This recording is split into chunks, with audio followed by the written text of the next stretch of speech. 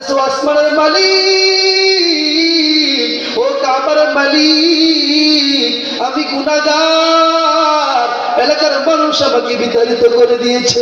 ওই তোমার নবী মুসা আমাকে বিতাড়িত করে দিয়েছে। আমার বিবি, আমার স্বামী, আমার ছেলে সন্তান সবাই আমাকে বিতাড়িত করে দিয়েছে। আল্লাহ বলে, বান্দা থাম, ও বান্দা থাম, আর দৌড়াদৌড়ি করিস না, আমার সঙ্গে একটু কথা কও।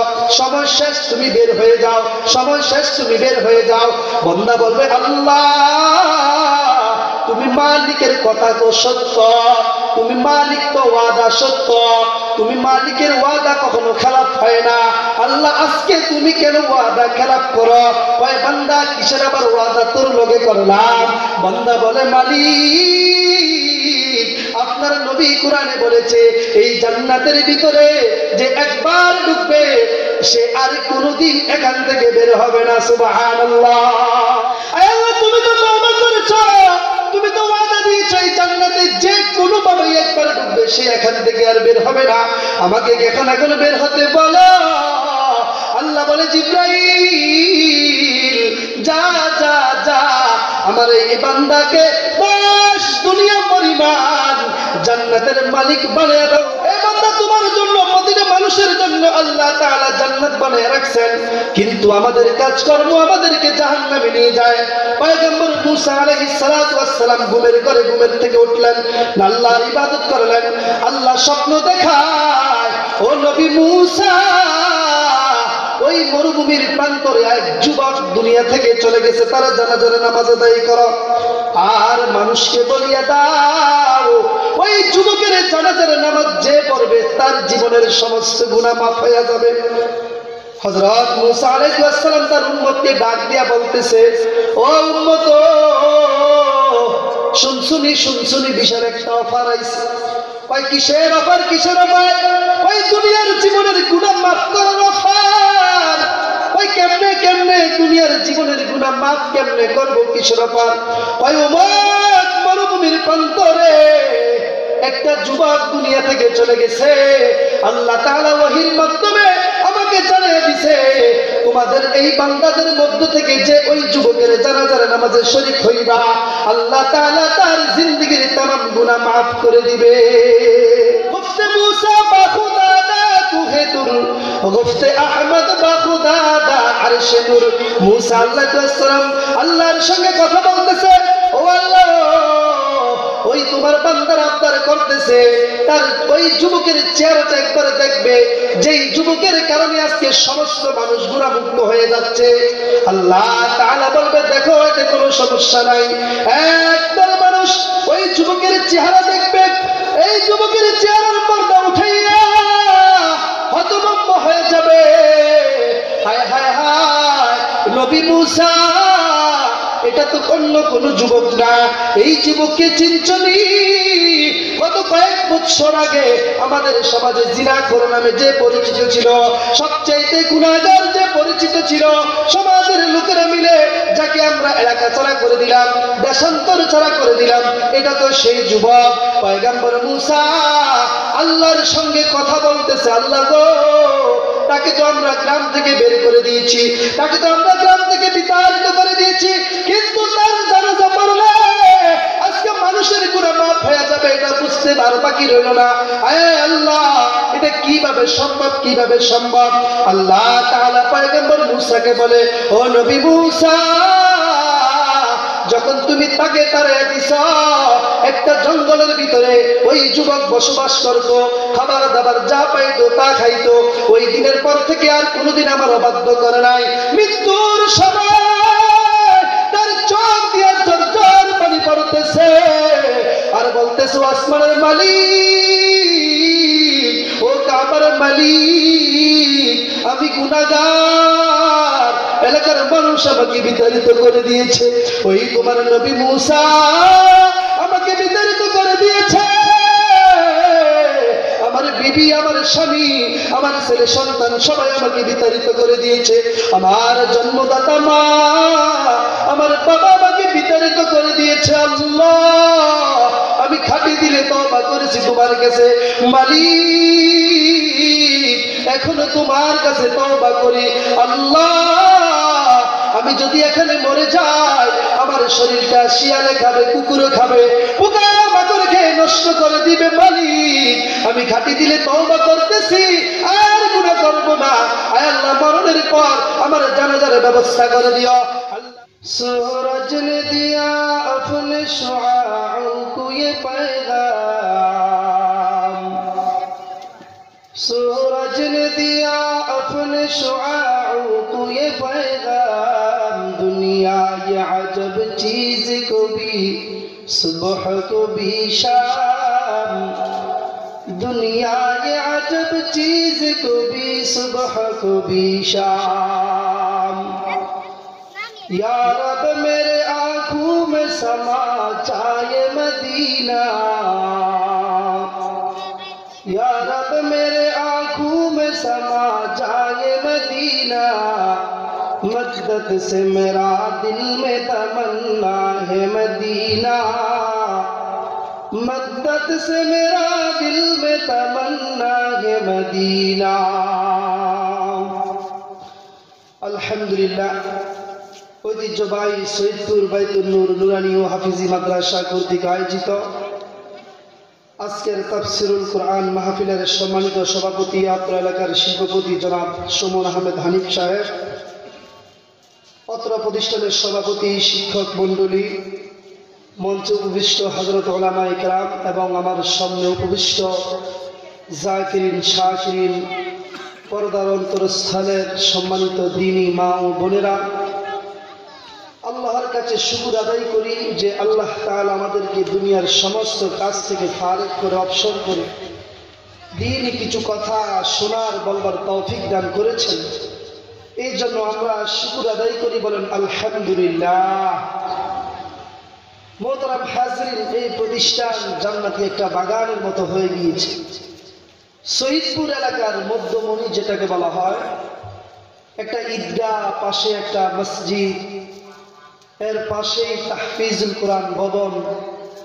আমার মনে হয় যে অত্র অঞ্চলে এত সুন্দর ঈদগাহ কেন্দ্রিক হেফজ মাদ্রাসা এবং মসজিদ, খুব একটা সামাজিকতা এখানে স্পষ্ট এটা বোঝা যায়। আলহামদুলিল্লাহ। আগেও এসেছি, কয়েকবার এসেছি, মাঝখান দিয়ে একটু বাটা পড়ে গিয়েছিল, কিছু ছাত্র এলোমেলো হয়ে গিয়েছে। আলহামদুলিল্লাহ, আজকের যে তাদের তেলাওয়াতের মান শুনলাম, তেলাওয়াত শুনলাম, এবং ইসলামী সঙ্গীতের যে প্রেরণা, যে আগ্রহ, এবং ছাত্রদের মাশাআল্লাহ যে অবস্থান আগের তুলনায় অনেকটা পরিবর্তন হতে যাচ্ছে। আলহামদুলিল্লাহ। আমরা দোয়া করি মাদ্রাসার সভাপতি সাহেব অত্যন্ত মেহনত করতেছেন এবং যারা অত্র অঞ্চলের আছেন সবাই পরামর্শ দিয়ে চালাইতেছেন। বিশেষ করে আমার পাশে যে হাফেজ সাহেব, হাফেজ তাওহিদুল ইসলাম, অল্প কয়েকদিন পরিচয় ওনার সঙ্গে। ওই দিনকে দেখতেছি বাজারে নিজেই কালেকশন করতেছে মাইক হাতে নিয়ে। এটা দেখে আরেকজন লোক আমাকে বলতেছে, দেখেন নতুন হাফেজ সাহেব, উনি মাহফিলের জন্য এই দৌড়াদৌড়ি বা কালেকশন নিজে করতেছে। আমি মনে মনে বললাম ওই লোকটাকে যে হতে পারে আলহামদুলিল্লাহ ওনার মাধ্যমে আমাদের আগে যে একটা ক্ষতি হয়ে গিয়েছে, ছাত্র এদিক সেদিক হয়ে গেছে, হতে পারে আল্লাহ তাআলা ওনার মাধ্যমে আবার এই প্রতিষ্ঠানটাকে আগের অবস্থানে নিতে পারে। সবাই বলেন আমিন। অত্র এলাকার যারা এদিক সেদিক পড়াশোনা করে বা যারা পড়াশোনা করে না, ব্রাকে স্কুল কলেজে, এখানে গাড়ি ঘোড়া নাই, যায় জামালা নাই, কি সুন্দর একটি জান্নাতি বাগান সাজিয়েছে। আমার মনে হয় যে যদি এখানে আপনারা সবাই সাপোর্ট করেন এলাকাবাসী সহকারে, ইনশাআল্লাহ বাগমারার ভিতরে একটা শ্রেষ্ঠ মাদ্রাসা হিসেবে ইনশাআল্লাহ এটা হবে, এটা আমাদের আশা। হুজুরকেও আপনারা সাপোর্ট দিতে হবে, কমিটি যারা আছে তাদেরকেও আপনারা সর্বক্ষণিক সাপোর্টে রাখতে হবে ইনশাআল্লাহ। আবার আগের প্রেরণায়, আগের আগ্রহ নিয়ে এই প্রতিষ্ঠান ইনশাআল্লাহ ছাত্র আশা করি রমজানেও দিবেন, সকলে বাড়বে, এবং 2-1 বছরের ভিতরেই এই প্রতিষ্ঠান আবার আগের মতো হয়ে যাবে। এখান থেকে কিন্তু অনেক হাফেজ ছাত্র হয়েছে, অনেক ছাত্র এখান থেকে হাফেজ হয়েছে। আমরা যখন এসেছি দেখেছি তারা এখন বিভিন্ন জায়গায় খেদমতরত আছে। আলহামদুলিল্লাহ, এটা আপনাদের মেহনত। বিভিন্ন জায়গায় এই বছরও নাকি 2 জন, আলহামদুলিল্লাহ। বহু মাদ্রাসা আছে 8 বছর, 9 বছর, 10 বছর হয়ে গেছে, দেখি তো একজন হাফেজ তারা বের করতে পারে না। আপনাদের এখানে তো প্রতি বছরের মোটামুটি বের হয়। এটাতে আপনারা অবশ্যই সাপোর্ট দিবেন হুজুরকে, কমিটিকে, বিশেষ করে ছাত্র দিয়ে টাকা পয়সা তো অবশ্যই দিবেন। একটা ছেলে সন্তান যদি এদিক সেদিক না পড়ে, স্কুল বিভিন্ন ব্রাকে না পড়ে, এখানে প্রাথমিক শিক্ষাটা দেন, বাকি উপরে পড়াটা অন্য কোথাও দিবেন ইনশাআল্লাহ। পড়ালেখার মান ইনশাআল্লাহ উন্নত হয়ে যাবে। মোহতারাম হাজিরিন, আমি যে কোরআন থেকে সূরাতুল আল ইমরানের 133 নম্বর আয়াত পাঠ করেছি, ওয়াসারিউ ইলা মাগফিরাতিন মির রাব্বিকুম ওয়া জান্নাতিন আরদুহা আস-সামাওয়াতু ওয়াল আরদ উইদ্দাত লিল মুত্তাকিন। আল্লাহ তাআলা উক্ত আয়াতে বলতেছে, ও মানুষ, ও আমার বান্দা, তোমরা দৌড়াও, প্রতিযোগিতা করো, ইলা রাব্বিকুম ইলা মাগফিরাতিন মির রাব্বিকুম, তোমাদের রবের ক্ষমার দিকে তোমরা প্রতিযোগিতা করো, দৌড়াও, বসে থেকো না। লাভ কি হবে? মুত্তাকি হবে এবং এককালীন জান্নাতুল ফেরদাউস তোমাকে নসিব করা হবে।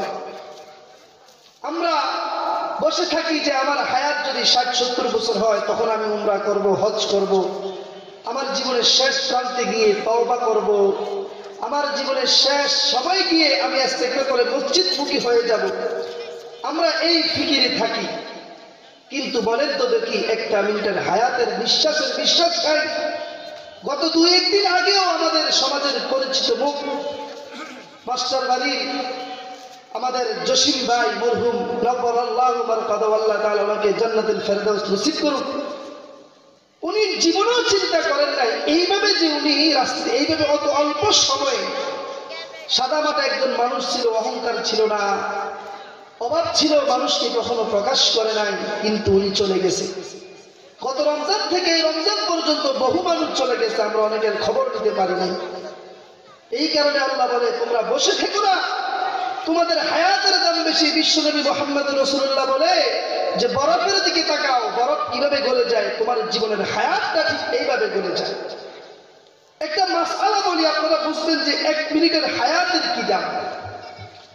আপনার কোন মহিলার ঘরে 2 জন সন্তান জন্মগ্রহণ করলো, একজন সে দেখতে অনেক সুন্দর, খুব সুন্দর তার চেহারা, বডি ফিটনেস খুব ভালো, কিন্তু সে দুনিয়াতে নিঃশ্বাস নিয়ে আসে নাই, মৃত অবস্থায় আসছে।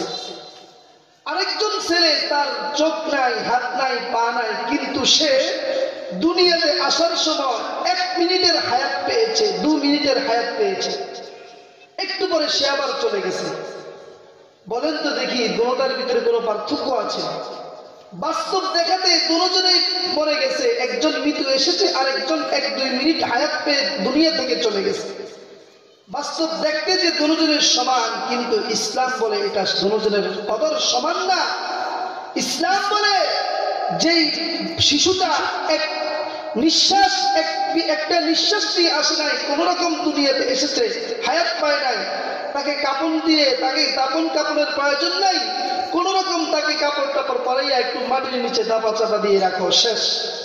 কিন্তু যেই শিশুটা 1 মিনিটের হায়াত পেয়ে এসেছে, 1 দিনের হায়াত পেয়ে এসেছে, 1 বছরের হায়াত পেয়ে এসেছে, এই শিশুটা যখন মরবে তখন তাকে আপনি দাপন এইভাবে দিতে পারবে না, বরঞ্চ 70 বছরের আলেমকে, 70 বছরের আউলিয়া কেরামকে, পীরকে, মাশায়েখকে যেই তরিকায় আপনি দাপন দিবেন, তার সুন্দর একটা নাম রাখবেন, আকিকা করবেন, তাকে গোসল করে সুন্নত তরিকায় দাপন কাপন পরিয়ে তারপর তাকে দোয়ার মাধ্যমে সালাতুজ জানাজা আদায় করে তাকে দাপন করতে হয়। সুবহানাল্লাহ, পার্থক্য আছে। এমনকি আমরা যখন মরি তখন বলি, আল্লাহুম্মা গফিরলি হাইয়িনা ওয়া মাইয়িতিনা ওয়া শাহিদিনা, দোয়া করি, আল্লাহ আমাকে ক্ষমা করো, যারা জীবিত আছে তাদেরকে ক্ষমা করো, যে যাকে দিয়েছি তাকে ক্ষমা করো, ক্ষমার দোয়া চাই। আর ছোট্ট শিশুটাকে আপনি যখন কবর দিবেন তখন এই দোয়া না, তখন দোয়া ব্যতিক্রম। আল্লাহুম্মা জাআলহু লানা ফারতাও ওয়াজআলহু লানা আজরাও ওয়া যুখরাও ওয়াজআলহু লানা শাফিআও ওয়া মুশাফফা।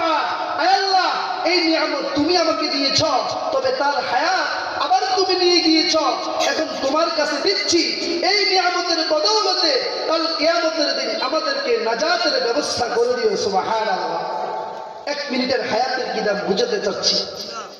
মুসলমান ভাইয়ারে আমার, আল্লাহ রাসূল বলে ওই শিশুটা সে জান্নাতের ভিতরে যাবে, দরওয়াজার সামনে দৌড়াদৌড়ি করবে, ফেরেশতারা বলবে, কেন তুই জান্নাতে তাড়াতাড়ি চলে যা, এখানে কেন লাফালাফি করস, জান্নাতের ভিতরে তাড়াতাড়ি চলে যা। শিশু বলবে আল্লাহর সঙ্গে একটু বোঝাপড়া আছে, কথা আছে, কথা বলা ছাড়া আমি জান্নাতে যাব না। আল্লাহর সঙ্গে শিশু কথা বলবে, আল্লাহ বলবে মালিক, যে মা বাবার কারণে দুনিয়াতে 1 মিনিটের হায়াত পেয়েছি, যেই পিতা মাতার কারণে দুনিয়াতে 1 দিনের 1 বছরের হায়াত পাইয়া আজকে বিনা হিসাবে 10 দুনিয়া পরিমাণ জান্নাত পাইতেছি, ওই মা বাবা ছাড়া আমি জান্নাতে যাব না।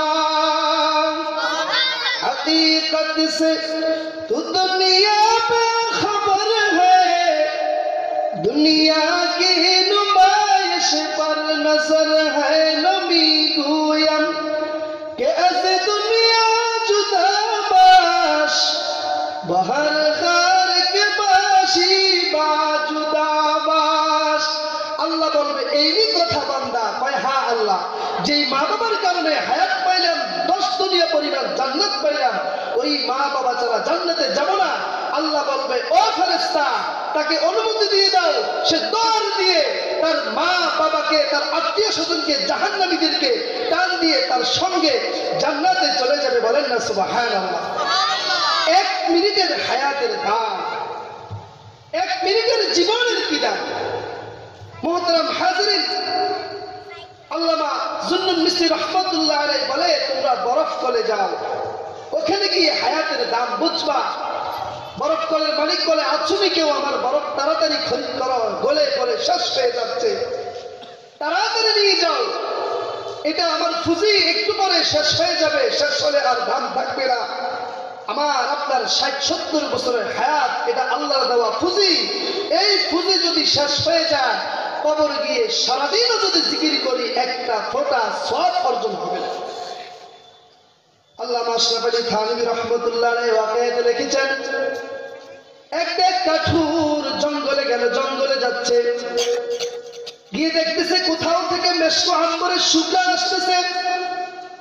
ওই কাঠুরেই ধরতেছে ধরতেছে ধরতেছে, কোথাও কোনো মানুষ নাই, নির্জন একটা এলাকা, গর্ত থেকে আওয়াজ আসছে, জিকিরের আওয়াজ, জিকির করতেছে কোনো এক ভাই, আর সেখান থেকে খুশবু ছড়াচ্ছে এদিক সেদিক করে।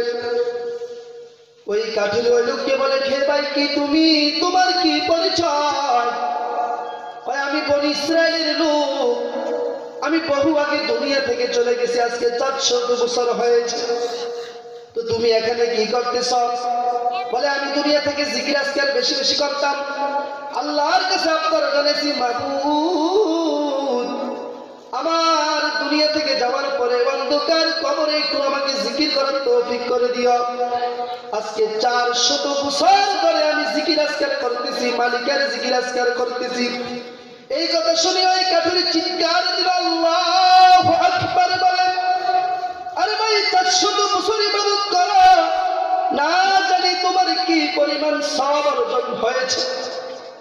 এই কথা শুনিয়া কবর থেকে ওই যুবক আওয়াজ দিচ্ছে, ভাই আমার 400 বছরের ইবাদতের আমলনামা তুমি নিয়ে নাও, আর তুমি যে দুনিয়া থেকে একবার আল্লাহু আকবার বলেছো, সেটার সওয়াব তুমি আমাকে দিয়ে দাও। কি ব্যাপার, কি ব্যাপার? ভাই আমি তো দুনিয়া থেকে 400 বছর আগে চলে গেছি, এই 400 বছর যত নামাজ পড়েছি, যত জিকির আজকার করেছি, যত খোদাকে ডেকেছি, বিন্দু পরিমাণ একটা নেক আমল আমার নেক আমলে লেখা হয় নাই। আর তুমি যে আল্লাহু আকবার বলেছ, এটা 7 আসমান 7 জমিন পরিমাণ নেক আমল লেখা হয়ে গেছে। আউলিয়ারা কারে উকবা ইখতিয়ার, জাহেলেরা কারে দুনিয়া ইখতিয়ার, আতিনা ফি দার দুনিয়া না হাসান, আতিনা ফি দার উকবা না হাসান। এই জন্য আল্লাহ তাআলা বলে, ওয়াসারিউ ইলা মাগফিরাতিন মিন রাব্বিকুম। ও বান্দা তুমি দৌড়াও, বসে থেকো না। দুনিয়ার সম্পদের মায়া, সন্তানের মায়া ফেলে তুমি যে অবস্থানে আসো, তোমার 60 বছর হয়ে গিয়েছে, 70 বছর হয়ে গিয়েছে, তোমার 20-30 বছর হয়ে গিয়েছে, সেখানে তুমি থামো, গুনাহ বর্জন করো, দুনিয়া চালাও, তবে একা চালাইও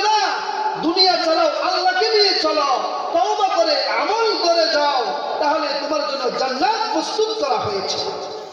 সেই জন্য আল্লাহ বলে তাওবা ইলা মাগফিরাতিন মির রাব্বিকুম, রবের প্রতি তাওবা করো, ক্ষমা চাও। মুহতারাম হাজিরিন, তাওবার তিনটি অর্থ। এক নম্বর হচ্ছে আমি অতীতে যা করেছি আল্লাহ তোমাকে হাজির নাজির করে বলতেছি আর আমি গুনাহ করব না। দ্বিতীয় নম্বর, বর্তমানে কোনো গুনার সাথে জড়িত হব না। তৃতীয় নম্বর, ভবিষ্যতে গুনাহ করার সংকল্প করব না। এই গুনার নামই হচ্ছে তাওবা। রাসূল পাক সাল্লাল্লাহু আলাইহি সাল্লাম বসা মদিনাতে একজন সাহাবী মাইজ ইবনে মালিক আল আনসারী, ইয়া রাসূলুল্লাহ তাহহিরনি মিনাজ জিনা, আল্লাহ রাসূল আমাকে জিনা থেকে পবিত্র করো। আল্লাহ রাসূল বলে ফিমা উতাহহিরু, তাহহিরনি ইয়া রাসূলুল্লাহ মিনাজ জিনা, আমাকে জিনা থেকে পবিত্র করো। আল্লাহ রাসূল ডান দিকে ফিরে গেলেন। ওই মাইজ ইবনে মালিক আল আনসারী আবার ডান দিকে ফিরলো, ইয়া রাসূলুল্লাহ তাহহিরনি, আমাকে পবিত্র করেন, আমাকে পবিত্র করেন মিনাজ জিনা, জিনা থেকে। আবার রাসূল বাম দিকে ফিরে গেলেন। আবার সেই সাহাবী বাম দিকে বলতেছে, ইয়া রাসূলুল্লাহ আমাকে জিনা থেকে পবিত্র করেন। আল্লাহ রাসূল বলতেছে তুমি কি নেশাগ্রস্ত হয়েছো কিনা? ও সিদ্দিক আকবর, দেখো দেখো দেখো আমার সাহাবী মাইজ ইবনে মালিক আল আনসারী কি বলতেছে, সে নাকি জিনা করেছে। সে কি সত্য কথা বলতেছে না নেশাগ্রস্ত হয়েছে? একটু পরীক্ষা করো। সাহাবায়ে কেরাম দেখলো না সে নেশাগ্রস্ত করে নাই। ভালো করে ট্রিটমেন্ট করলো, পরীক্ষা করলো, নেশার কোনো ছোঁয়া তার ভিতরে নাই, আসলে সে তো নেশাগ্রস্ত না। এবার রাসূলকে বলতেছে, ইয়া রাসূলুল্লাহ আপনার সাহাবী তো কোনো নেশাগ্রস্ত না, মাতালো না, জিনা সে আসলেই করেছে। আল্লাহ রাসূল সরকারে দু আলম, দু জাহানের নবী আশ্চর্য বলতেছে, এ তুমি কি জানো জিনা করলে জিনার কি পরিমাণ শাস্তি হয়? সেটা কি তুমি জানো? তুমি কি বোঝো? ইয়া রাসূলুল্লাহ আমি ভালো করেই জানি জিনার শাস্তি কি। আসলে কি তুমি জিনা করেছ? আল্লাহ রাসূল হতভম্ব হয়ে গেলেন যে এই জিনার শাস্তি তো পাথর দিয়ে রজম করে হত্যা করা, পাথর দিয়ে হত্যা করা। এটা জেনে শুনে একটা মানুষ কিভাবে আবার তওবার জন্য আসে, শাস্তির জন্য আসে? সাহাবায়ে কেরাম কেমন ছিলেন? গুনাহ করেছে তো করেছে, তারা চিন্তা করেছে আল্লাহর দ্বারা বড় দ্বারা দুনিয়াতে বারবার মরতে চাই, জাহান্নামে গিয়ে আগুনে পড়তে চাই না। মাইজ ইবনে মালিক আল আনসারী বলে, ইয়া রাসূলুল্লাহ আমি আসলেই জিনা করেছি। আল্লাহ রাসূল বলে জিনা কাকে বলে? সাহাবী তুমি চিনোনি? হ্যাঁ নবী গো, এই কাজকে জিনা বলে, এইভাবে করলে জিনা হয়। যখন স্পষ্ট প্রমাণ পাওয়া গেল যে আসলে মাইজ ইবনে মালিক আল আনসারী জিনা করেছে, তাকে চাটিয়াল ময়দানে মরুভূমির প্রান্তরে নিয়ে যাও, ঘোষণা করে দাও মাইজ ইবনে মালিক আল আনসারী জিনা করেছে, জিনার বিচার হবে। মরুভূমির প্রান্তরে মাইজ ইবনে মালিক আল আনসারী, হাজার হাজার মানুষ, দর্শক জনতা, সাহাবায়ে কেরাম মাটি খুঁজলেন, বুক পর্যন্ত মাটির নিচে দাপন করে রাখলেন। আর এই বাকি অংশটাকে আল্লাহ রাসূল বললেন সবাই পাথর নিক্ষেপ করো, কঙ্কর নিক্ষেপ করো। পাথর নিক্ষেপ করতেছে, কঙ্কর নিক্ষেপ করতেছে, করতে করতে এখনো পর্যন্ত সে নিহত হচ্ছে না। এমনই সময় একজন সাহাবী উটের একটি মৃত উটের একটি মোটা একটা হাড় হাতে নিলেন। হাড়টা হাতে নিয়ে মাইজ ইবনে মালিক আল আনসারীর মুখে আঘাত করে সজোরে আঘাত করলেন। মাইজ ইবনে মালিক আল আনসারী দুনিয়া থেকে চলে গেল, নিহত হয়ে গেল, শাস্তি সে পেয়ে গেল। আর ওই আঘাতের সময়, মাথায় আঘাতের সময় একটা ফোঁটা রক্ত এসে এক সাহাবীর জামায় পড়েছে। সেই সাহাবী আফসোস করতেছে যে জিনাকারী একজন লোকের রক্ত আমার গায়ে লাগলো, সে আফসোস করতেছে, সে অনিয়া পছন্দ করতেছে না, অপছন্দ করতেছে বিষয়টাকে। রাসূল চোখে দেখলেন, রাসূল বলবেন ভাই। এমন সময় আল্লাহ জিবরাইল আমিনের মাধ্যমে নবীকে জানাইয়া দেয়, নবী গো তোমার সাহাবী মাইজ ইবনে মালিক আল আনসারী যেই তওবা করেছে, এই তওবাকে যদি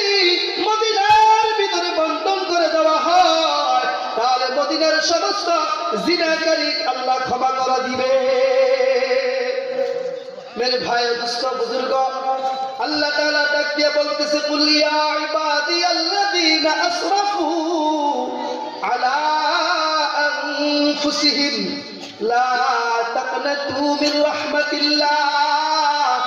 ও আমার বান্দা তুমি নিজের উপর নিজে গুনাহ করে ফেলেছো, তুমি জিনা করেছো, সুদ খেয়েছো, ঘুষ খেয়েছো, তুমি বুঝো না এই মানুষের উপর জুলুম করেছো। লা তাকনাতু মিন রাহমাতিল্লাহ, খবরদার খবরদার তুমি নৈরাশ হও না, নৈরাশ হও না। ইন্নাল্লাহা ইয়াগফিরুদ যুনুবা জামিআ, আমার মালিক তুমি যদি খাঁটি দিলে তওবা করতে পারো আল্লাহ তাআলা তোমার জীবনের সমস্ত গুনাহ মাফ করে দিবে। কাদেরে রদ্দুদারি মারকামাল আনতা রব্বি আনতা হাসবি জুল জালাল তুহি কাদার জলিলুল্লাহ জাহাদার বাহর হালে তুহি মেরা নগাদার। মেরে ভাই দোস্ত বুজুর্গ আপনার ফুকুর পরিমাণ গুনাহ আছে, আল্লাহর কাছে দাঁড়ান। আল্লাহ বলে নদী পরিমাণ রহমত লইয়া বান্দা আমি তোমার কাছে হাজির। সুবহানাল্লাহ। আপনার নদী পরিমাণ গুনাহ আছে, আল্লাহ বলে সাগর পরিমাণ রহমত লইয়া তোমার দুয়ারে হাজির। ও বান্দা তোমার সাগর পরিমাণ গুনাহ আছে, আমি পুরা পৃথিবী পরিমাণ আমার রহমতের দুয়ার তোমার কাছে চলে যাবে। সুবহানাল্লাহ। সুবহানাল্লাহ। যে অবস্থায় থাকে বান্দা তওবা করতে হবে। বান্দা যদি তওবা করে আত্তাইবু মিনাজ যামবি কামান লা যামবালা, কোন গুনাহগার যদি খাঁটি দিলে তওবা করতে পারে আল্লাহ তাআলা বলে তাকে এত পবিত্র বানাই তেমন জানি সে গুনাহ করে নাই। আমার বয়স আজকে 40, 50, 60 বছর হয়ে গিয়েছে, মনে মনে বলতে পারেন আহা দুনিয়াতে যে অপকর্ম করেছি আল্লাহ জানি মাফ করে কিনা। এই সূচনা যদি অনুতপ্ত ভিতরে প্রবেশ করে আর যদি মাহে রমজানকে সামনে রেখে আল্লাহর কাছে একা একা চোখের পানি যদি ফেলান ইনশাআল্লাহ মালিক ক্ষমা করতে প্রস্তুত। তবে আমরা প্রস্তুত কিনা সেটা হচ্ছে বুঝার বিষয়। মেরে ভাই দোস্ত বুজুর্গ কেউ যদি খাঁটি দিলে তওবা করে তাহলে তার চালচলন কেমন জানি আল্লাহর মতো হয়ে যায়, আল্লাহ তাআলাই তাকে চালায়, সে যেটা করে সেটা হয়ে যায়। এক ডাকাত সর্দার হুযাইল ইবনে ইয়াস এক বড় ডাকাত সর্দার ছিল, কিতাবে এসেছে। সে প্রতিদিন ডাকাতি করে সব মাল তার কাছে জমা করত, এগুলা ভাগ বন্টন করে এলাকার তার যত যারা তার সাথে ডাকাতি করতো সবাইকে ভাগ বন্টন করে করে দিত, সমান সমান ভাগ। একদিন বিশাল স্বর্ণ অর্থ করে নিয়ে এসেছে, জঙ্গলে ভাগ বন্টন তারা বসেছে। তো ডাকাত সর্দার হুযাইল ইবনে ইয়াস সমান সমান ভাগ করতেছে। হঠাৎ করে একদল পাখির দল উঠতেছে আর বলতেছে হে হুযাইল ইবনে ইয়াস, দুনিয়াতে যার ডাকাতি করেছো সে হয়তো তোমাকে দেখে নাই, কিন্তু আসমানের মালিক তো সব দেখতেছে, তোমার তো একদিন কঠিন ধরা হবে। এটা কোনো পাখি ছিল না, আল্লাহর একটা ফেরেশতা ছিল। এই কথা শোনার পর হুযাইল ইবনে ইয়াসের গা কম্পন শুরু হয়ে গেল, কাঁদতে কাঁদতে বেহুশের মতো অবস্থা। সে তার সব মাল সম্পদ এখানে ফেলে দৌড়তেছে। আছেনি কোনো আলেমে দ্বীন যে আলেমে দ্বীনের কাছে গিয়ে সে তওবা করবে। তৎকালীন বড় আলেম ছিলেন খাজা আব্দুল ওয়াহিদ রহমতুল্লাহ আলাইহি। তার কাছে গিয়ে বলতেছে আমি তো ডাকাত সর্দার, আমি তওবার জন্য এসেছি। তোমাকে তো এটা তো বান্দার হক, বান্দার হক পূরণ করা ছাড়া তো আল্লাহ তাআলা তোমাকে ক্ষমা করবে না, কারণ অর্থ সম্পদ তো বান্দার হক, এগুলাকে তোমাকে পূরণ করতে হবে, তারপর আল্লাহর কাছে ক্ষমা চাইতে হবে। সে বলে আমার কাছে সব লিস্টি আছে, কার কার থেকে কি এনেছি, প্রতিদিন সব ভাগ বন্টন করতাম, কোন বাড়ি থেকে কি আনছে সব জমা হয়তো আমার কাছে পুরো সব লিস্টি আছে। তাহলে তুমি যত টাকাতি করেছো সবাইকে এগুলা ফেরত দিয়ে আসো। কিতাবের ভিতরে রেখে হুযাইল ইবনে ইয়াস এক এক দিন এক এক মানুষের ঘরে গিয়েছে, এক এক গৃহস্থের ঘরে গিয়ে বলে ভাই অমুক দিন অমুক রাত্রে আপনার ঘরে ডাকাতি হয়েছিল। হ্যাঁ হয়েছিল, তো কি হয়েছে? আমি সেই ডাকাতির সর্দার হুযাইল ইবনে ইয়াস, আজকে ডাকাতির জন্য আসি নাই, আপনার ঘর থেকে যত সামান নিয়েছি তার অর্থ আমি আপনাকে ফেরত দেওয়ার জন্য এসেছি। এইভাবে প্রতিটি ঘর এক একটি ঘর করে যত ঘরে ডাকাতি করেছে সব সম্পত্তি তাদেরকে ফিরিয়ে দিল। কিন্তু একটা ঘর যেটা সর্বশেষ ডাকাতি করেছে সে ছিল একজন ইহুদি, সে ছিল কট্টরপন্থী ইহুদি। তার কাছে গেল, ভাই অমুক দিন অমুক তারিখ আপনার ঘরে ডাকাতি হয়েছে। কয় হ্যাঁ হয়েছে। কয় সেই ডাকাতের সর্দার আমি ফুজাইল ইবনে ইয়াস। এই কথা বলা মাত্রই সেই ইহুদি দাঁড়ায় গেল, কি ব্যাপার, আবার কি ডাকাতি করার জন্য এসেছো কিনা? কয় না, আজকে ডাকাতির জন্য আসি নাই, আমি আপনার ঘর থেকে যত মাল চুরি করেছি এর বিনিময়ে অর্থ দেওয়ার জন্য আসি, আর আপনি আমাকে দিল থেকে ক্ষমা করে দেন। এই কথা বলে ফুজাইল ইবনে ইয়াস তার সব সম্পত্তি অর্থ করি সব তাকে দিয়ে দিল। দিয়ে বলতেছে, ভাই এবার আমাকে ক্ষমা করে দেন দিল থেকে। ইহুদি নাসরবান্দা বলে, না না না, তোমাকে ক্ষমা করবো না, তবে একটা পরীক্ষা আমি তোমাকে দিয়ে করব। আসলেই কি তুমি খাঁটি দিলে তওবা করেছো কিনা? আসলেই কি তুমি ডাকাতি ছেড়ে দিয়েছো কিনা? আমি একটা পরীক্ষা তোমাকে দিয়ে করব, তারপর তোমাকে আমি ক্ষমা করব। কয় কি পরীক্ষা? ও আমার বাড়ির পাশে একটা মাঠ আছে, ওখান থেকে যাও একটা বস্তা ভর্তি মাটি নিয়ে আসো। সে চিন্তা করলো, এত কিছু করলাম, এই কাজটা কি বাকি রইল? আর যাই মাটি নিয়ে আসি। লোক নিয়ে সে মাটি নিয়ে কাঁধে করে মাটি যখন ওই ইহুদির সামনে রাখলো, মাটি তো আর মাটি রইল না, পুরা মাটির বস্তা কিতাবের ভিতরে এসেছে, পুরা মাটির বস্তা স্বর্ণে রূপান্তরিত হয়ে গেছে। সুবহানাল্লাহ। ওই ইহুদি দাঁড়ায় গেল, সুম্মা কামা সুম্মা কাব্বারা সুম্মা আনাকা। ওই ইহুদি দাঁড়ায় গেল, দাঁড়াইয়া ফুজাইল ইবনে ইয়াসকে চুমা খাইতেছে আর বুকে জড়ায় বলতেছে, কে রে ভাই, আসলেই তো তুমি খাঁটি দিলে তওবা করেছ। আমি ইহুদি পণ্ডিত, ইহুদি বড় আলেম। ওই তাওরাত কিতাবে এসেছে যে উম্মতে মুহাম্মাদের কোন বান্দা যদি খাঁটি দিলে তওবা করে তখন তার মন আল্লাহর মন হয়ে যায়, তখন সে যা চায় তা হয়। আমি তোমাকে পরীক্ষার জন্য করেছি, দেখো এই মাটি আল্লাহ তাআলা স্বর্ণে রূপান্তরিত করেছে। সুবহানাল্লাহ। সে বলতেছে, ও ফুজাইল ইবনে ইয়াস, আমাকে তোমার খাদেম বানাও, আর যেই নবীর কালিমা পড়ে, যেই নবীর উম্মত হয়ে এই খাঁটি দিলে তওবা করার কারণে মাটি স্বর্ণে পরিণত হয়ে গেছে, ওই নবীর কালিমা আমারে পড়ে নাও, আশহাদু আল্লা ইলাহা ইল্লাল্লাহু ওয়া আশহাদু আন্না মুহাম্মাদার রাসূলুল্লাহ। খাঁটি দিলে তওবার ফজিলত, সেই জন্য আল্লাহ তাআলা বলতেছে, কুল ইয়া ইবাদিয়াল্লাযীনা আসরাফু আলা আনফুসিহিম, নিজের উপর জুলুম করেছো, জিনা করেছো, ব্যভিচার করেছো, সময় হয়ে গিয়েছে, এখন যদি তওবা না করো এমন একটা সময় আসবে তোমার যৌবন ফিরে আর আসবে না। এখন তোমার নামাজ পড়তে শক্তি আছে, মসজিদে যাওয়ার শক্তি আছে, তুমি তারাবির নামাজ ইশরাকাত করার শক্তি সামর্থ্য আছে, কিন্তু তুমি পারো না। হা হা হা, এমন একটা সময় তোমার আসবে, মৃত্যু সম্মুখীন, তোমার নামাজ পড়তে মনে চাইবে, রোজা রাখতে মনে চাইবে, তারাবির নামাজ তোমার পড়তে তোমার মন চাইবে, কারণ তুমি মৃত্যু সজ্জায় তখন। কিন্তু আল্লাহ তাআলা বলে, তখন তোমাকে বার্ধক্যজনিত কারণে এমন দুর্বল করে দিব, রোজা রাখার তৌফিক হবে না, বাসা থেকে মসজিদে আসার তৌফিক হবে না, দাঁড়াইয়া নামাজ পড়ার তৌফিক হবে না, হাঁটু দিয়ে সেজদা কপালে জমিনে সেজদা লাগানোর তৌফিক হবে না। নামাজ যদি পড়ো তো চেয়ারে বসে কোন রকম পড়তে পারবা, কামা হুক্কু সুন্নাত তরিকায় পড়ার তৌফিক আল্লাহ তোমাকে দিবে না। এই কারণে এখনই পরিবর্তন হতে হবে। আল্লাহ তাআলা বলে, ওয়াসারিউ, তোমরা দৌড়াও দৌড়াও, প্রতিযোগিতা করো, ইলা মাগফিরাতিন, ক্ষমার দিকে, মির রাব্বিকুম, তোমাদের প্রভুর ক্ষমার দিকে, অর্থাৎ তওবা করো। তওবা করলে কি লাভ? ভাই তোমরা যদি তওবা করো, তওবা করার পরে ওয়া জান্নাতিন আরদুহাস সামাওয়াতু ওয়াল আরদ, তোমাদেরকে একটা জান্নাত দিব যেই জান্নাতের প্রশস্ত দৈর্ঘ্য পুরা পৃথিবী আসমান আর জমিন পরিমাণ, বলেন না সুবহানাল্লাহ।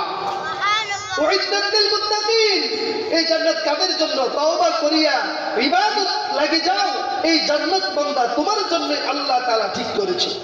মুহতারাম হাজিরিন, জান্নাত থেকে জাহান্নাম থেকে সমস্ত বিচার শেষ হওয়ার পর মানুষ দলে দলে দলে দলে জান্নাতের গেটে গিয়ে বসে থাকবে, অপেক্ষা করবে। সব নবীগণ সেখানে চলে যাবে, কিন্তু জান্নাতের দরওয়াজা খোলা হবে না। সর্বশেষ আমার আপনার নবী, হায়াতুন নবী, জিন্দা নবী জনাবে মুহাম্মদুর রাসূলুল্লাহ সাল্লাল্লাহু আলাইহি সাল্লাম যখন জান্নাতে যাবেন, জান্নাতের দরওয়াজায় গিয়ে টুক টুক করে আওয়াজ করবে। জান্নাতের ফেরেশতা বলবে, মান হিয়া, কে তুমি? বলে, আনা মুহাম্মদ ইবনে আব্দুল্লাহ, আমি আল্লাহর হাবিব, আল্লাহর রাসূল। জান্নাত থেকে বলবে, হ্যাঁ, তোমার জন্যই জান্নাত অপেক্ষা করা হয়েছে, আসো আসো আসো। সালাম দিতে দিতে দয়াল নবী, মায়ার নবীকে জান্নাতে প্রবেশ করাবেন, বলেন না সুবহানাল্লাহ।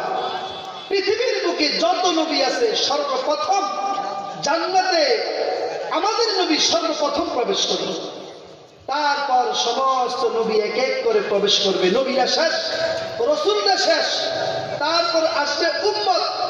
এখানে আল্লাহর ওলি, গাউস, কুতুব, পীর, মাশায়েখ সবাই এখানে থাকবে। উম্মতের ভিতরে কে আগে জান্নাতে প্রবেশ করবে?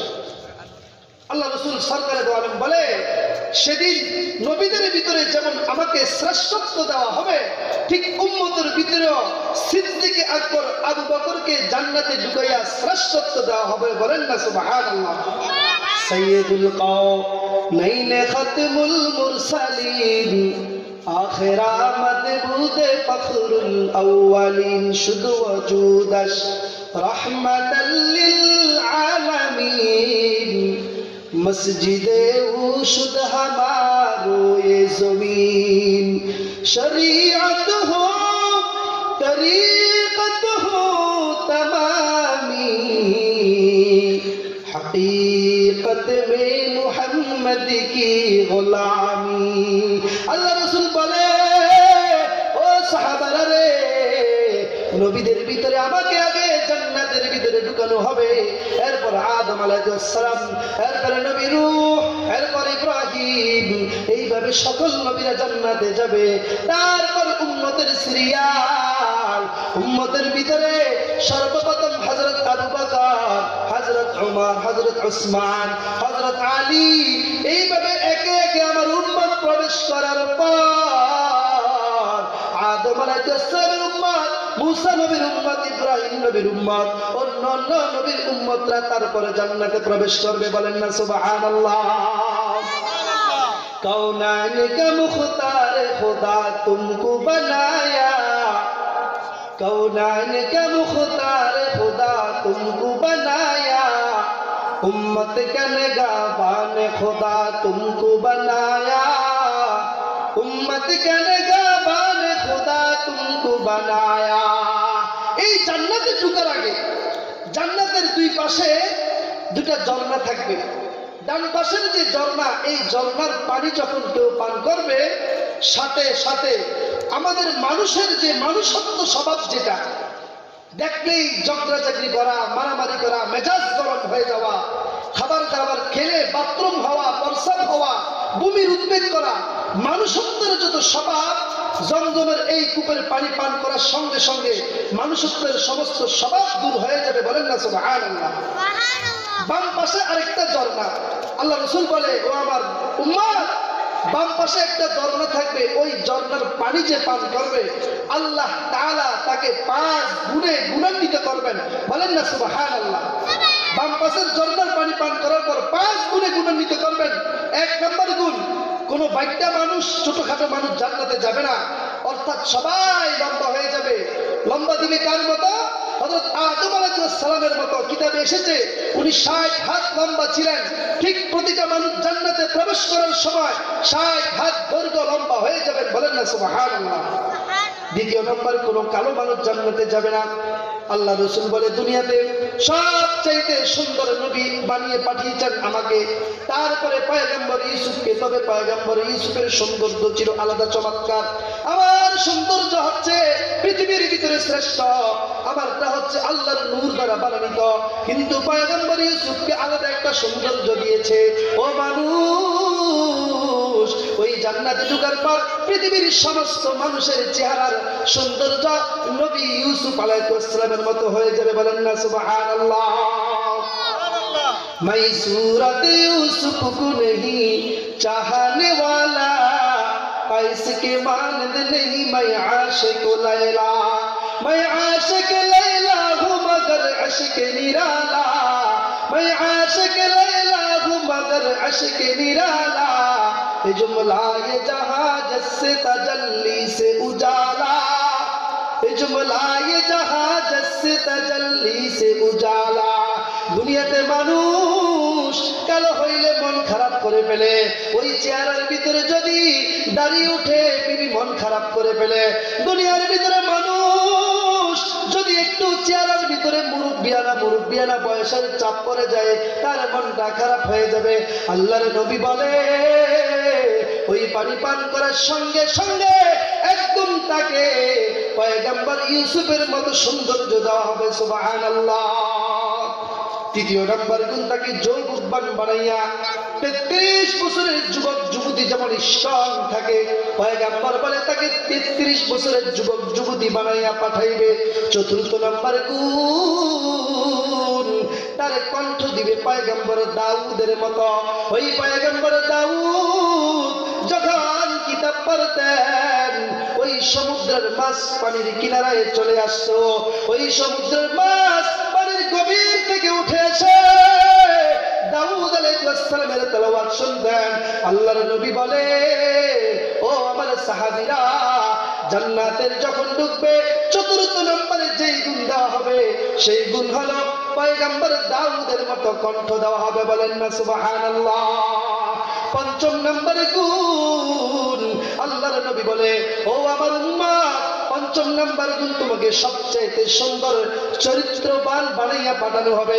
দুনিয়ার ভিতরে এই পৃথিবীর জমিনে সবচেয়ে সুন্দর গুণ ছিল আমার আপনার নবী জনাবে মুহাম্মদুর রাসূলুল্লাহ সাল্লাল্লাহু আলাইহি ওয়াসাল্লাম। আল্লাহর নবী বলে ও মানুষ, ওই পানি পান করার সঙ্গে সঙ্গে আমার চরিত্রবান বানাইয়া তোমাকে জান্নাতে পাঠাইবে। বলেন না সুবহানাল্লাহ। জান্নাতে একটা বাজার বসবে, ফটো বাজার, ফটো কয় বিক্রয় হবে সেখানে।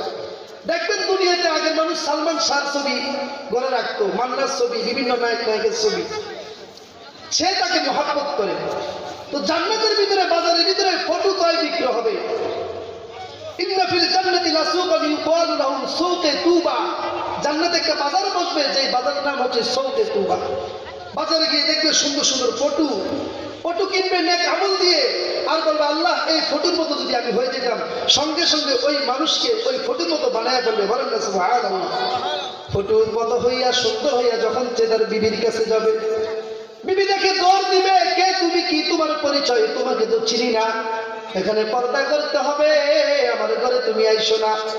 ও বিবি গো, আমি আর কেহ না, আমি তোমার স্বামী, আমাকে দেখে কেন ভয় পাইতেছ? তাহলে তোমার এই চেহারার কেন আকৃতি হইল? ওই বিবি গো, ওইখানে ফটোর বাজারে বসেছে, আমি না কামল দিয়া ওই ফটোর মতো আমার চেহারা করে ফেলছি। বিবি বলবে স্বামী গো, আমাকে একটু নিয়ে যাও, আমিও নায়িকাদের মতো ফটো দেখে তাদের মতো সুন্দর হবে। বলেন না সুবহানাল্লাহ। প্রতিদিন প্রতি মিনিটে মিনিটে চেহারা পরিবর্তন করতে পারবে। আল্লাহ রাসূল বলে এই সবগুলো নিয়ামত দেওয়া হবে। মুহতারাম হাজিরিন, সর্বশেষ যে ব্যক্তিটা জান্নাতে যাবে বান্দাদের ভিতরে, যার ভিতরে ঈমান থাকবে, আল্লাহর বিশ্বাস, রাসূলের বিশ্বাস থাকবে, সে আযাব গজব পেয়ে হলো একদিন না একদিন জান্নাতে যাবে।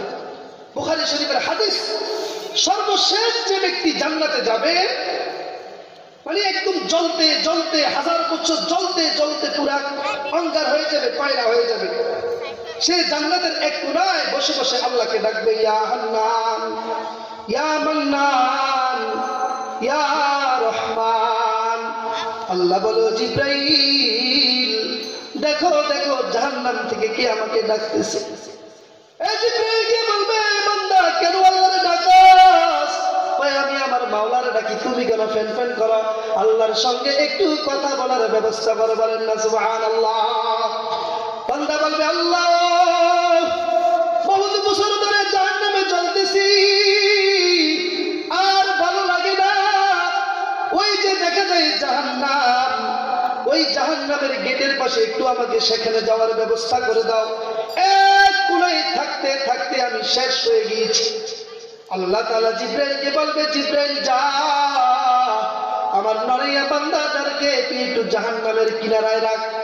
আবার সেখান থেকে ইয়া হান্নান, ইয়া মান্নান আল্লাহকে ডাকবে। আল্লাহ বললে, বান্দা ডাকস কা? আল্লাহ বলবে, বান্দা ডাকস কা? বান্দা বলবে, মালিক জানি তুমি জাহান্নাম থেকে বের করবা না, তবে একটু একটু একটু ওই জাহান্নামের দরওয়াজার ওপারে একটু যাওয়ার ব্যবস্থা করে দাও, যেটা জান্নাত আর জাহান্নামের মধ্যবর্তী স্থান আরাফ নামক জায়গা। ওই জায়গাতে একটু বসার ব্যবস্থা করে দাও। আল্লাহ বলবে, বান্দা খবরদার, এরপরে কিন্তু আমাকে ডাকতে পারবি না। আল্লাহ ঠিক আছে, এরপরে তোমাকে ডাকবো না। এবার আল্লাহ তাআলা তাকে জাহান্নাম থেকে বের করে আরাফের ভিতরে রাখবে। ইয়া হান্নান, আবার সে মালিককে ডাকবে, ইয়া আল্লাহ, ইয়া রহমান। আল্লাহ বলবে, জিব্রাইল ওই বান্দা আবার কেন ডাকতেছে? বান্দা বলবে, মালিক জান্নাতে দিও না, তবে ওই একটা গাছ দেখা যায় জান্নাতের সামনে, ওই গাছের নিচে আমাকে একটু থাকতে দাও, সেখানে একটু বসি। আল্লাহ বলবে, বান্দা তুই এরপরে কিন্তু আমাকে আর ডাকবি না। বান্দা বলবে, মালিক ঠিক আছে, এরপরে আর তোমাকে ডাকবো না, এরপরে আর তোমাকে ডাকবো না। আল্লাহ বলে, জিব্রাইল যা যা, তাকে ওই গাছের তলায় নিয়ে রাখ। সে গাছের তলায় বসবে, থাকবে, সেখান থেকে আবার মালিককে ডাক দিবে, ইয়া আল্লাহ, ইয়া হান্নান, ইয়া মান্নান। আল্লাহ বলে, বান্দা তুই কেন আবার ডাকস? তুই না আমার সঙ্গে ওয়াদা করছস আর ডাকবি না? বান্দা বলবে, আল্লাহ আমি কি করব? আমার জবান দিয়ে তোমার নাম বের হয়ে যায়, আমি কি করব? সুবহানাল্লাহ। এ বল, কি ব্যাপার, আর কোনো আবদার করবি না আমার কাছে? ওই যে জান্নাত দেখা যায়, ওই জান্নাতের সামনে একটু বসতে দাও, ডুববো না আমি কিন্তু। আল্লাহ বলে, খবরদার, এরপরে আর কোনো বাহানা ধরবি না। জিব্রাইল তাকে জান্নাতের দরওয়াজার সামনে বসে দাও, সেখানে বসবে, সেখান থেকে জান্নাতের হাওয়া আসবে, সুঘ্রাণ আসবে, মেশক আম্বরের ঘ্রাণ সেখান থেকে আসবে, সেখান থেকে রং বেরঙের ঘ্রাণ বের হবে, সেখান থেকে নাজ নিয়ামত বের হবে। মালিককে ডাক দিয়ে বলবে, মালিক শত শত বছর আগুনে জ্বলেছি রে মাওলা, মালিক আর জ্বলতে চাই না, জান্নাতে ঢুকাও আর না ঢুকাও। ওই যে জান্নাত দেখা যায়, এই গেটের একটু দরজা খুলে দাও, সেখান থেকে একটু নাজ নিয়ামত, এসির বাতাস এসে আমার গায়ে লাগবে, একটু শীতল হব, সতেজ হব। মালিক বলবে, বান্দা তুই না বললি আর কোনো আবদার করবি না? বান্দা বলবে, মালিক আমি আল্লাহ শপথ খেয়ে বলতেছি আর তোমাকে ডাকবো না, এটাই আমার শেষ চাওয়া। আল্লাহ তাআলা জিব্রাইলের মাধ্যমে জান্নাতের দরওয়াজা খুলে দিয়ে আবার লাগাইয়া ফেলবে। বান্দা শরীরটা শীতল হয়ে যাবে, আনন্দ বোধ করবে। আবার কয়েকদিন পরে যাওয়ার পর আবার আল্লাহকে ডাকবে, ইয়া হান্নান, ইয়া মান্নান, ইয়া আরহামার রাহিমিন। ও মালিক, আমি জান্নাতে ডুববো আর বের হব, তোমার কাছে ফরিয়াদ, তুমি তোমার সকল বান্দাদেরকে যারা ঈমান করেছে, কালিমা পড়েছে, রাসূলের উপর বিশ্বাস করেছে, সবাইকে তুমি জান্নাতে ঢুকাইলা, মাত্র এক পিস বান্দা আমি কেন বাকি থাকবো? মালিক গো আমাকে একটু ঢুকাইয়া দাও, আমি একটু ঢুকবো আর বের হয়ে যাব, ঢুকবো আর বের হয়ে যাব। বান্দা আল্লাহ বলবে, বান্দা তুই বিশ্বাসঘাতক করেছস, এর আগে বলছস ঢুকবি না, এর আগে বলছস আবদার করবি না, এক এক আবদার করতে করতে এই পর্যন্ত আসছিস। হযরত জিবরাইল আমিনকে বলে, জিবরাইল যাও, বান্দাটা যেহেতু চেয়েছে একটু ডুববে আর বের হবে, একটু ডুববে আর বের হবে, ও জিবরাইল যাও তাকে ঢুকার একটু ব্যবস্থা করে দাও, আবার যেন সঙ্গে সঙ্গে বের হয়ে যায়। বলে, হ্যাঁ মালিক আমি বের হয়ে যাব, আমি সেখানে থাকবো না। আল্লাহ বলে, তাকে দরওয়াজা খুলে দাও। দরওয়াজা খোলা মাত্রই একটা দৌড় দিবে সে জান্নাতে, দৌড়তে থাকবে দৌড়তে থাকবে দৌড়তে থাকবে। যেমন নাকি জেলখানা থেকে ফাঁসির কাষ্টের আসামি যদি মুক্তি পায়, যে তুমি একটু বের হও, যেদিকে মনে চায় পাগলের মতো দৌড়ায়। ওই বুখারী শরীফের হাদিস, ওই সর্বশেষ জান্নাতি ব্যক্তিটা জান্নাতে ঢুকিয়া দৌড়তে থাকবে দৌড়তে থাকবে, আর লুকানোর জায়গা খুঁজবে আর লুকানোর জায়গা খুঁজবে, এমন জায়গায় লুকাবো আল্লাহ যেন না দেখে। আল্লাহ বলে, বান্দা থাম, ও বান্দা থাম, আর দৌড়াদৌড়ি করিস না, আমার সঙ্গে একটু কথা কও, সময় শেষ তুমি বের হয়ে যাও, সময় শেষ তুমি বের হয়ে যাও। বান্দা বলবে, আল্লাহ তুমি মালিকের কথা তো সত্য, তুমি মালিক তো ওয়াদা সত্য, তুমি মালিকের ওয়াদা কখনো খেলাপ হয় না, আল্লাহ আজকে তুমি কেন ওয়াদা খেলাপ করো? ওই বান্দা কিসের আবার ওয়াদা তোর লগে করলাম? বান্দা বলে, মালিক আপনার নবী কোরআনে বলেছে এই জান্নাতের ভিতরে যে একবার ঢুকবে সে আর কোনোদিন এখান থেকে বের হবে না। সুবহানাল্লাহ। তুমি তো তওবা করেছো, তুমি তো ওয়াদা দিয়েছো এই জান্নাতে যে কোনো ভাবে একবার ঢুকবে সে এখান থেকে আর বের হবে না, আমাকে এখন বের হতে বলো। আল্লাহ বলে, জিবরাইল যা যা যা, আমার এই বান্দাকে 10 দুনিয়া পরিমাণ জান্নাতের মালিক বানিয়ে দাও। বলেন না সুবহানাল্লাহ। মেরে ভাই দোস্ত বুজুর্গ, এই জন্য আল্লাহ বলে ক্ষমার দিকে দৌড়াও। এই বান্দা তোমার জন্য, প্রতিটা মানুষের জন্য আল্লাহ তাআলা জান্নাত বানিয়ে রাখছেন, কিন্তু আমাদের কাজকর্ম আমাদেরকে জাহান্নামে নিয়ে যায়। পয়গম্বর মুসা আলাইহিস সালাতু ওয়াস সালাম ঘুমের থেকে উঠলেন, আল্লাহর ইবাদত করলেন। আল্লাহ স্বপ্ন দেখায়, ও নবী মুসা ওই মরুভূমির প্রান্তরে এক যুবক দুনিয়া থেকে চলে গেছে, তারা জানাজার নামাজ আদায় করো আর মানুষকে বলিয়া দাও ওই যুবকের জানাজার নামাজ যে পড়বে তার জীবনের সমস্ত গুনাহ মাফ হয়ে যাবে। হযরত মুসা আলাইহিস সালাম তার উম্মতকে ডাক দিয়া বলতেছে, ও উম্মত শুনছুনি বিশাল একটা অফার আইছে। ওই কিসের অফার? ওই দুনিয়ার জীবনের গুনাহ মাফ করার অফার। ওই কেমনে দুনিয়ার জীবনের গুনাহ মাফ কেমনে করব? কিসের অফার? ওই উম্মত মরুভূমির প্রান্তরে একটা যুবক দুনিয়া থেকে চলে গেছে, আল্লাহ তাআলা ওহীর মাধ্যমে আমাকে জানিয়ে দিয়েছে তোমাদের এই বান্দাদের মধ্য থেকে যে ওই যুবকের জানাজার নামাজে শরীক হইবা, আল্লাহ তাআলা তার জিন্দেগীর तमाम গুনাহ maaf করে দিবে। মেরে ভাই দোস্ত বুজুর্গ, বনি ইসরাইলের লোকেরা দলে দলে সেই যুবকের জানাজে উপস্থিত। হাজার হাজার মানুষ, বনি ইসরাইলের সকল লোক সেখানে উপস্থিত। জানাজা দিবে দেওয়ার আগে মানুষ দরখাস্ত করে, নবী গো নবী,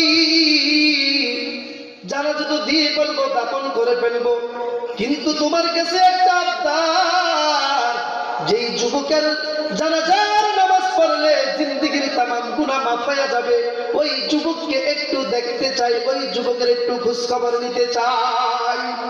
আল্লাহ গুফতে মুসা বাখুদাদা তুহে তুর, গুফতে আহমদ বাখুদাদা আরশে নূর। মুসা আলাইহিস সালাম আল্লাহর সঙ্গে কথা বলতেছে, ও আল্লাহ ওই তোমার বান্দার আবদার করতেছে, তার ওই যুবকের চেহারাটা একবার দেখবে, যেই যুবকের কারণে আজকে সমস্ত মানুষ গুনাহমুক্ত হয়ে যাচ্ছে। আল্লাহ তাআলা বলবে, দেখো এতে কোনো সমস্যা নাই। একদল মানুষ ওই যুবকের চেহারা দেখবে, ওই যুবকের চেহারার পর্দা উঠাইয়া হতভম্ব হয়ে যাবে। হায় হায় হায়, নবী মুসা এটা তো অন্য কোন যুবক না, এই যুবককে চিনছনি? গত কয়েক বছর আগে আমাদের সমাজে জিনাখোর নামে যে পরিচিত ছিল, সবচাইতে গুনাহগার যে পরিচিত ছিল, সমাজের লোকেরা মিলে যাকে আমরা এলাকা ছাড়া করে দিলাম, দেশান্তর ছাড়া করে দিলাম, এটা তো সেই যুবক। পয়গম্বর মুসা আল্লাহর সঙ্গে কথা বলতেছে, আল্লাহ গো, তাকে তো আমরা গ্রাম থেকে বের করে দিয়েছি, তাকে তো আমরা গ্রাম থেকে বিতাড়িত করে দিয়েছি, কিন্তু তার জানাজা পড়লে আজকে মানুষের গুনাহ মাফ হয়ে যাবে, এটা বুঝতে আর বাকি রইল না। আয় আল্লাহ, এটা কিভাবে সম্ভব, কিভাবে সম্ভব? আল্লাহ তাআলা পয়গম্বর মুসাকে বলে, ও নবী মুসা, যখন তুমি তাকে তাড়িয়ে দিছ, একটা জঙ্গলের ভিতরে ওই যুবক বসবাস করতো, খাবার দাবার যা পাইতো তা খাইতো, ওই দিনের পর থেকে আর কোনোদিন আমার অবাধ্য করে নাই। মৃত্যুর সময় তার চোখ দিয়ে ঝরঝর পানি পড়তেছে আর বলতেছে, আসমানের মালিক, ও কাবার মালিক, আমি গুনাহগার, এলাকার মানুষ আমাকে বিতাড়িত করে দিয়েছে, ওই তোমার নবী মুসা আমাকে বিতাড়িত করে দিয়েছে, আমার বিবি, আমার স্বামী, আমার ছেলে সন্তান সবাই আমাকে বিতাড়িত করে দিয়েছে, আমার জন্মদাতা মা, আমার বাবা আমাকে বিতাড়িত করে দিয়েছে। আল্লাহ, আমি খাটি দিলে তওবা করেছি তোমার কাছে, মালিক, এখনো তোমার কাছে তওবা করি। আল্লাহ, আমি যদি এখানে মরে যাই, আমার শরীরটা শিয়ালে খাবে, কুকুরে খাবে, পোকামাকড় খেয়ে নষ্ট করে দিবে, মালিক, আমি খাটি দিলে তওবা করতেছি, আর গুনাহ করব না। আয় আল্লাহ, মরণের পর আমার জানাজার ব্যবস্থা করে দিও। আল্লাহ তাআলা তার তওবা কবুল করেছে। পয়গম্বর মুসাকে বলে, ও নবী মুসা, তুমি তাড়াইয়া দিলে তো আমি আল্লাহ তাড়াইতে পারি না। আল্লাহ তাআলা বলে, কুল ইয়া ইবাদিয়াল্লাযীনা আসরাফু আলা আনফুসিহিম লা তাকনাতু মির রাহমাতিল্লাহ। তুমি কোন গুনাহগার জীবনে এমন গুনাহ করেছ, নিজের কাছে নিজে লজ্জায় পড়ে গিয়েছ, কিন্তু শেষ রাত্রে উঠিয়া চোখের পানি পালাইয়া ওই যুবকের মতো যদি এখনো তওবা করি, আল্লাহ তাআলা আমাদেরকেও নিষ্পাপ বানায় দিবে। বলেন না সুবহানাল্লাহ। আল্লাহ তাআলা বহু তওবাকারীকে ক্ষমা করে দিয়েছে। আল্লাহ তাআলা এই বজমাকে কবুল করুক। আলোচনা শেষ করতে পারি নাই, তবে একটা জিনিস এসে ভালো লেগেছে। বিভিন্ন জায়গায় মাহফিলে যাই, মাগরিবের পর দুই একজন শ্রোতা কেউ থাকে না। এই মাদ্রাসার মহাপতে যে আপনারা এখানে 50-60 জন আসছেন, আমি আপনাদের থেকে ওয়াদা দিচ্ছি, আপনারা এই মাদ্রাসার বিপদ আপদে ইনশাআল্লাহ ছেলে সন্তান দিয়ে, টাকা পয়সা দিয়ে সহযোগিতা করবো তো ইনশাআল্লাহ। একটু হাত তোলেন, কে কে সহায়তা হাত তোলেন ইনশাআল্লাহ। বলেন, আল্লাহ যতদিন হায়াত থাকে এটা আপনাদের মূল্যবান সম্পদ। নিউ উজানি টিভি, সুস্থ সাংস্কৃতিক প্রত্যাশায় আপনাদের সেবায় নিয়োজিত।